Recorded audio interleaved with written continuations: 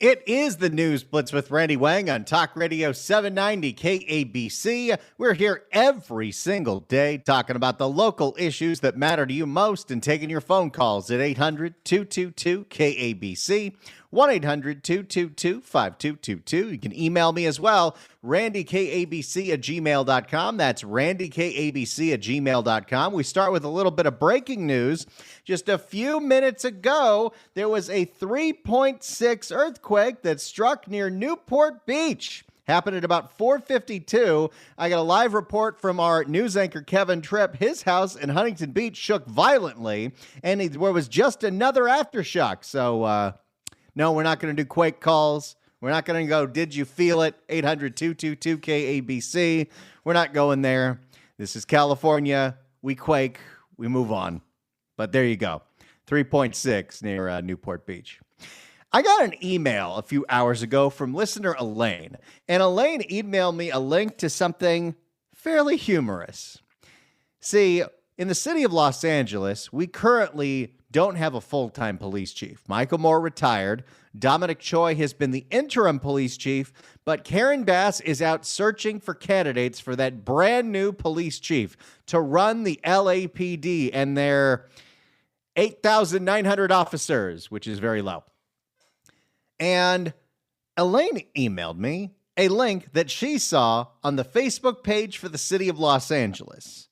What was that link? Well, as an integral part of our community, we invite you, our Facebook friends, to the Chief of Police Community Survey. Participation in this survey will help with the selection of the next Chief of Police for the LAPD, help provide a better understanding of community needs, priorities, and concerns with your input to evaluate the Chief of Police applicant's knowledge, skills, abilities, and personal characteristics. If you want to participate in this survey and you live in the city of Los Angeles, you can do so.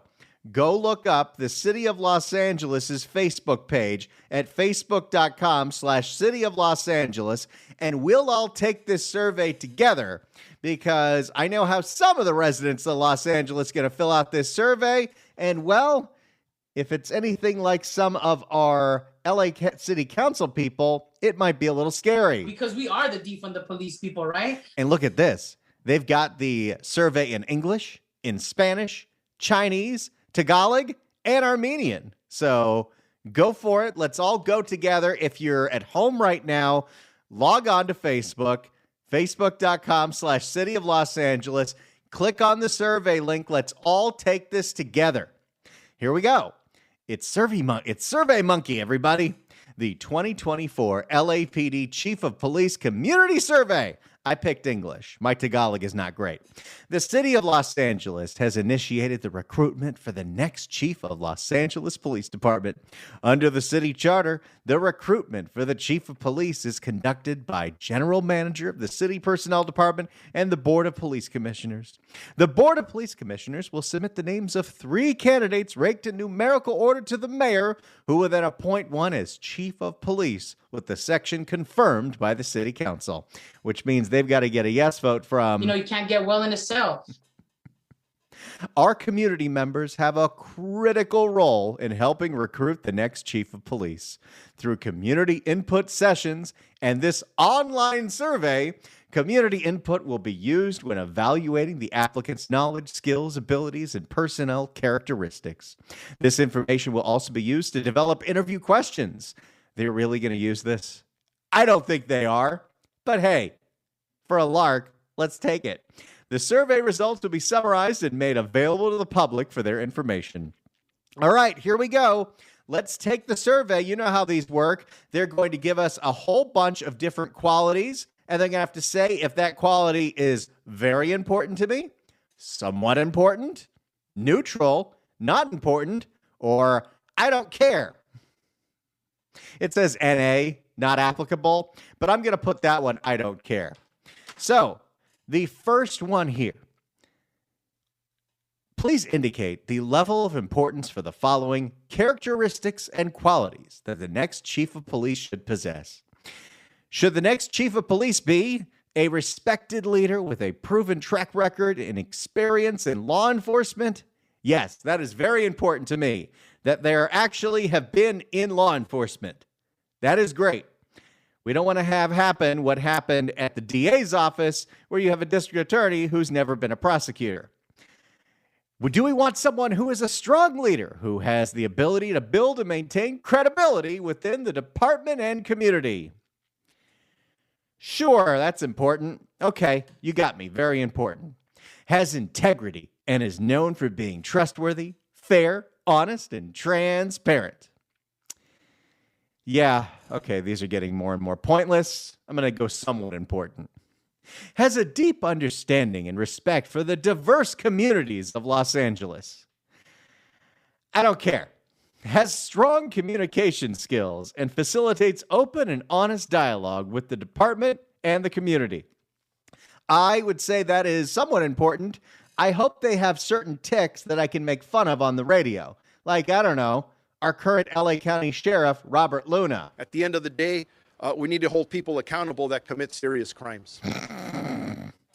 Do we want a police chief that understands the nationally recognized best practices policing implements and constitutional and community policing? That sounds like a bunch of gobbledygook. I don't care. Do we want a police chief that is a visionary and has the ability to motivate, inspire, and lead the department's workforce?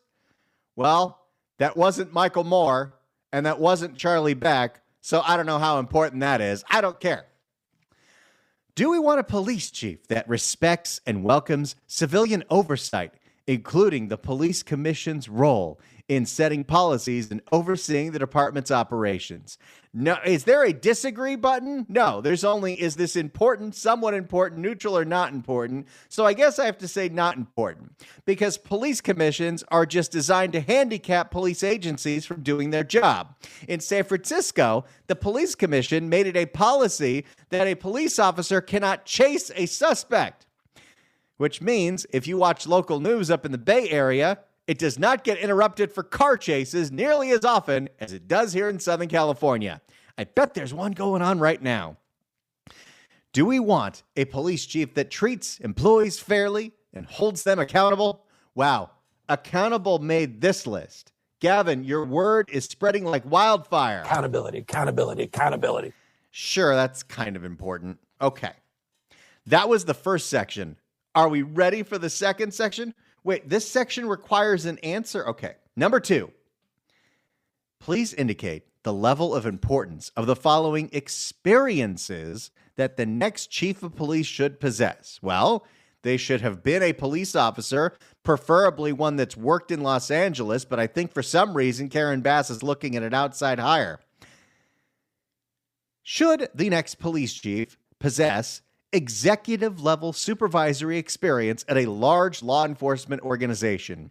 Yes, that is very important, because running a big city police department is very different from running a small city police department, something that the new police chief in Oakland, who used to be the police chief of Lubbock, is going to find out in due time. I said, hell no, baby boy. Let me get up on out of here. Do we want someone that has experience developing meaningful solutions to prevent and reduce crime? Okay. The problem when we start talking about reducing and preventing crime, somehow that turns into after-school programs like Rex Richardson's Strong Beach Initiative. Somewhat important.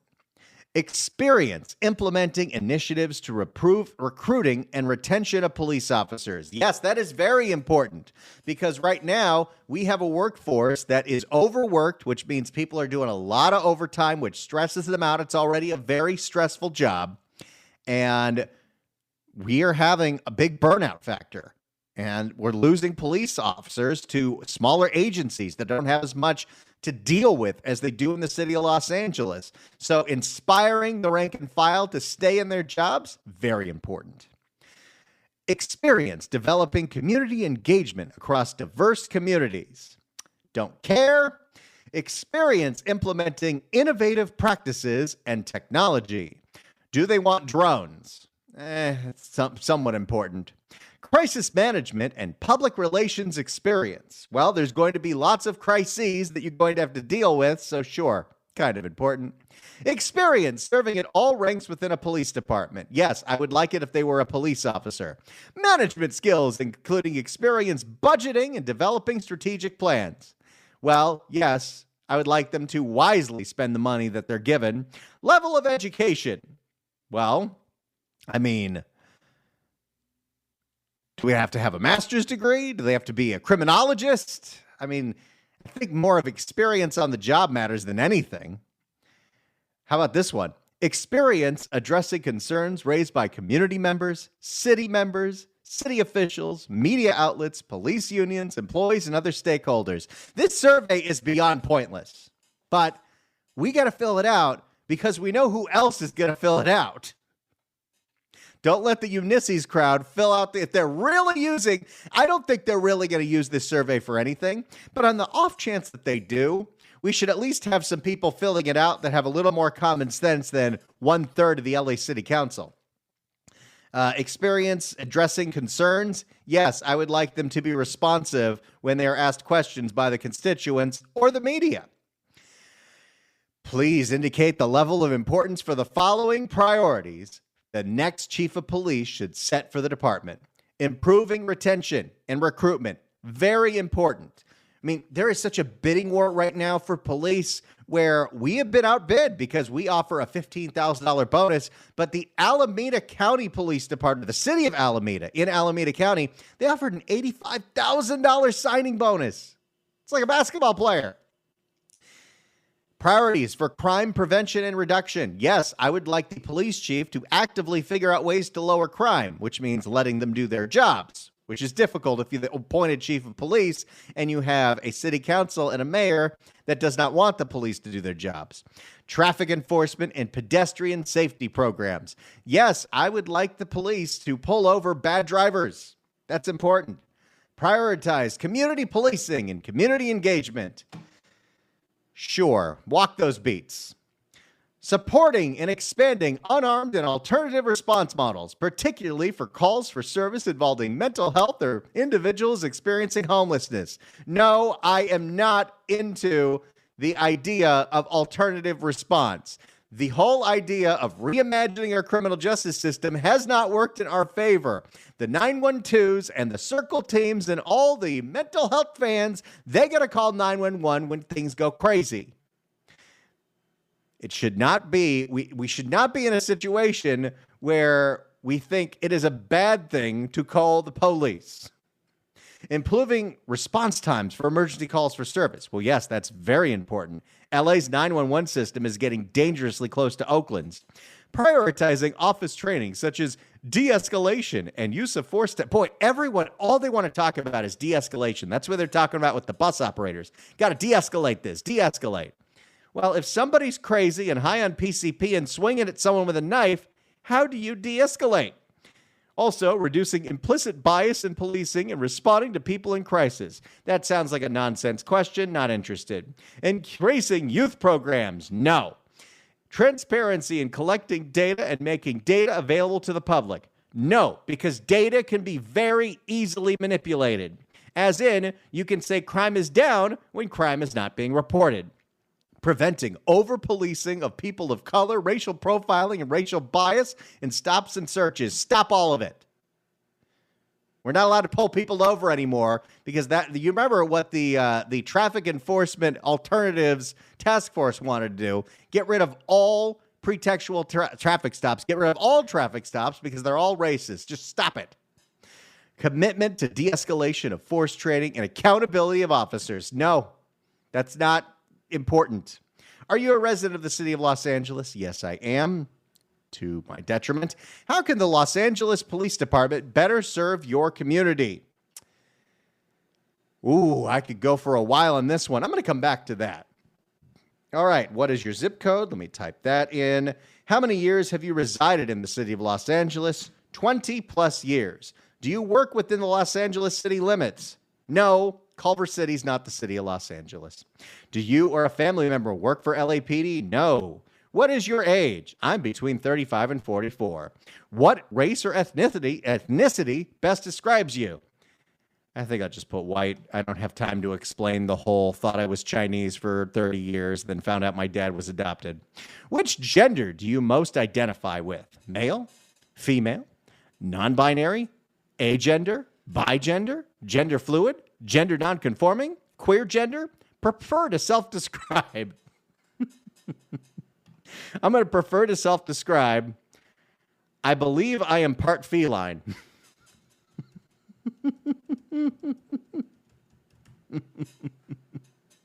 And finally, what is your sexual orientation? This is optional. Are you asexual, bisexual, gay, heterosexual or straight, lesbian, pansexual, queer, none of the above? I'm going to put I'm a furry. Thank you. Your feedback is extremely valuable to us. Sent away. There. I submitted my survey. I did my civic duty. I hope you did too, but that was a whole bunch of nonsense. And if they're really going to use that survey as one of the tools to craft the interview process to hire the next police chief, oh, it's going to be some interesting times going ahead. It's the News Blitz with Randy Wang on KABC. It's the News Blitz with Randy Wang on KABC. By the way, the breaking news just about a half hour ago was there was a 3.6 earthquake near Newport Beach, which means, of course, that Dr. Lucy Jones has to tweet about it. As an aside, if you got some free time, if you have Netflix, you got to look up this show John Mulaney did last month. It was a week of talk shows in Los Angeles about Los Angeles. It was called Everybody's in LA with John Mulaney. And he would have comedians on and other entertainment guests, and then he would have one random expert. And they did a show all about earthquakes where it was John Mulaney and a whole bunch of comedians and Dr. Lucy Jones. It was bizarre and it was hilarious, and it is definitely worth a watch. As a thank you from me to you for listening to this show, for being a KABC fan, for calling in when we ask you to, sending us emails, telling your friends and family, downloading that KABC app. Boy, do we have something sweet for you. Are you ready? 790 KABC welcomes Megadeth, the Destroy All Enemies tour at the YouTube Theater on August 15th. Tickets are on sale Friday at Ticketmaster.com, but right now, caller number 9 at 1-888-790-5222 gets a pair of tickets to the show. Tickets furnished by Live Nation. Good luck dialing. I'm probably going to regret this. Wayman, get your finger on the dump button just in case. Henry in Whittier has a joke for us. Henry, hello. Hey, Randy, how you doing, man? Thank you. Love your show. Thanks for taking me on. What you got? Hey, Randy, I wanted to let you know I'm so straight, man, that I can't even bend over. But, you know. All right, that's pretty good. It's pretty good. All right, thanks, Henry. He thought of it, called a radio station, waited on hold, and fired away. Oh, I do miss, I'm doing a lot of reflecting this week because apparently 19 years ago is when the Conway and Whitman show launched at 97.1. And that's the show that got me into radio. That's the show that got me onto radio. And anytime they would do one of those hours where it's just taking calls of jokes, and the bad jokes were the best, and the silence of Conway having to react to a bad joke, that was the funniest part, was just this silence of not laughing at terrible humor. I love it. I'm probably going to dig up one of those and listen to it later. It's the News Blitz with Randy Wang on KABC. It is the News Blitz with Randy Wang on KABC. We're here every single day from 5 to 6 talking about the local issues that matter to you most and taking your phone calls at 800-222-KABC, 1-800-222-5222. Let's take one right now. Bill in La Cañada. Bill, hello. Oh, hi, Randy. Hey, can I give a shout out to my brilliant language student, Isabella, who's graduating tonight from La Cañada High? Absolutely, you can. Yeah, good job, Isabella. She's from Korea, and she puts American students to shame. I've been tutoring her for 8 years, and she got a full scholarship to Tufts University, so great job. But, Randy, you mentioned earlier, I thought I heard this, and I want to get it straight. Did you mention a lunatic earlier? A lunatic? Yeah. You said somebody named Luna has a tick, and I thought you were talking about a lunatic. I would think I was referring to the fact that Robert Luna says this constantly. But at the end of the day, That's his tick. Oh, okay. Yeah, I was sure if that was a lunatic.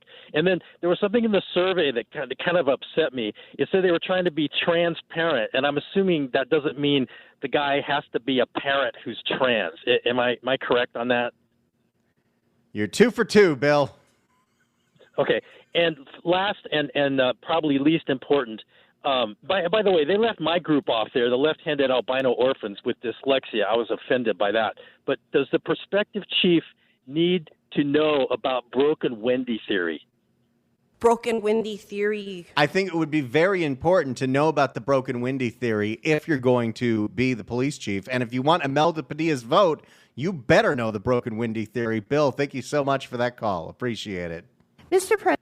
Oh, Imelda, my favorite. The neighborhood kids, the down-ass kids don't like it. You know, I'm going to tell you, I live in Imelda's district, and she's not bad. I was driving on Victory Boulevard, getting to the 405, where you're like at the very top of Balboa Park, and I saw less encampments. In fact, I don't think I saw any of those super tents that were there just about a year ago. She might be doing something. In fact, the RVs that are stacked up on Haskell as you get on the 405 at Van Owen, those are a lot lighter. It's not perfect, but it's getting a little better. Imelda Padilla continues to surprise me. Broken Wendy theory. But I do love that. I, every single day, look for sound from some of our favorite politicians. Imelda, I Google you on a daily basis. The neighborhood kids, the down-ass kids don't like it. I Google Gavin. I Google Katie Porter. That's mostly just for John. I Google Karen Bass, and I haven't seen a lot from Karen Bass lately. And then I happened to be reading a Twitter thread about a homeless activist that was complaining about what was being discussed at an LA City Council homeless committee meeting. This is how I spend my free time. And they reference that Karen Bass did an interview last week on public radio. And what's so funny to me is she did an interview last week that made 0 waves, 0 headlines, 0 impact. Now, it's not all her fault or the fault of public radio. The fact is, she did this interview on the day where there was only one story in the news. It was a week ago Thursday. I think you know what was going on. But I finally was able to find this interview, listen to this interview, and it was quite eye-opening. We'll save some of the stuff she said about Metro, the ambassadors, the violence, the fearlessness for John's show tomorrow. But Karen Bass was asked specifically about accountability when it comes to our homeless plans. I know, it's Gavin Newsom's favorite word. Accountability, accountability, accountability. Specifically, the judge that is presiding over the lawsuit against the city of Los Angeles and LA County for their failure to do something substantial about the homeless problem, well, they have been asking for invoices and receipts. Show us where you're spending this money. Show us how much all these things cost, because right now we don't know how effective anything that you're doing is. And Karen Bass was asked about that and the transparency of all the money we're throwing at the wall for the homeless problem. Let's see if we learn anything. So, where do things stand on posting the rest of these invoices for services? Sure. And let me just say that we all know the overall system in every aspect has been broken for many, many years. And well, we're not starting off good if we're admitting the entire system's a failure. And you know, Larry, that I chose to act to get people off the street as fast as possible and correct the broken system. So there is not an attempt to hide anything, but it is I'm not going to accuse the mayor of being dishonest here. I would never do that. I think she might be misguided in some things, but she seems like she's an honest person. That being said, you should know it's a tell when your voice goes up an octave when you're saying something. And correct the broken system. So there is not an attempt to hide anything, But Also, when you end a phrase in a question, so there is not an attempt to hide anything. she doesn't want you to think that we're hiding how bad the programs are. We're just so incompetent, we don't know if they're effective or not. We're just throwing money at the problem. And I listened to an entire committee meeting on the way here of the fact that we don't even know what we're paying for. That's why you always hear our politicians use this term services, because they don't know what they're paying for. Services could mean a meal. Services could mean helping you get a driver's license. Services could mean a hug. But it is taking the city a while to develop the invoices that they can put on, that they can publish. Can you imagine any business that doesn't have records of what they spend money on, doesn't have a ledger? That's how the city works. We have no evidence to show you what we're spending money on, and we need more of it. So that they're understandable. What the city could do, but doesn't want to do, is flood a whole bunch of data that's out there that no one would be able to make heads nor tails of. Oh, I think I can make some heads or tails of it. Give me that data. I'll look at it. So it's not just an issue of publishing invoices and publishing data. It's an issue of publishing data that would make sense to the average person. And I say that having been presented with some of the invoices and some of the data, and it's all very, very confusing. So I think it was a commitment that was made. Why is it confusing for a simple thing of show us how much you paid for what and how effective it was? If we can't do that, what are we doing? Maybe this explains why we spend more and more money on this problem in the city, in the county, and the state every single year, and the problem gets worse. Maybe we should have given ourselves more time. Well, and the judge has been unhappy about the lack Yes. of detail. He said you're responsible for making this clear to the public, telling the city attorney what the bills are, what's being paid for. So with Inside Safe, looking at the invoices, reporter Nick Gerder said one of them shows $2.3 million paid to the lead service provider at the LA Grand Hotel, but doesn't break down what the funds were spent on. Yeah, shouldn't we know that? Wow, Larry Mantle asked a good question. So do you get detailed accounts of what, say, the LA Grand is spending city funds on? We do get details, but in my opinion, they're not necessarily adequate. And ironically, I was on a call this morning with several of the top providers, and this is a system that needs a lot of transformation, and we were talking about that. Let me tell you the complaint they raised today is that what we pay them, what the city pays them, and what the county pays them, it does not cover all of their cost. And so they're constantly... No. Don't tell me that the service providers are all going broke and they need more money.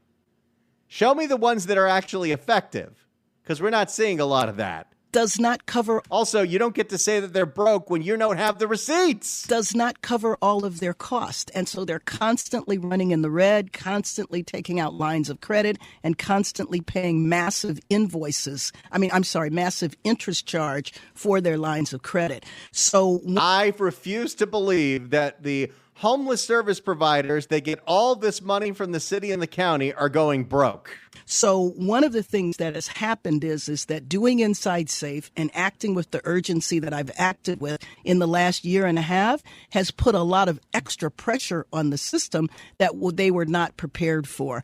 Additional pressures that have happened to this system that has been in place for a while is the ballot measures Proposition H that infused millions of dollars in a system that wasn't exactly ready for it. So there. Wait. We've had Proposition H for 8 years now, and Triple H, and we weren't prepared to handle the influx of money, so he's just started doling it out to whoever said, I could help the homeless, without any track record of how any of this works.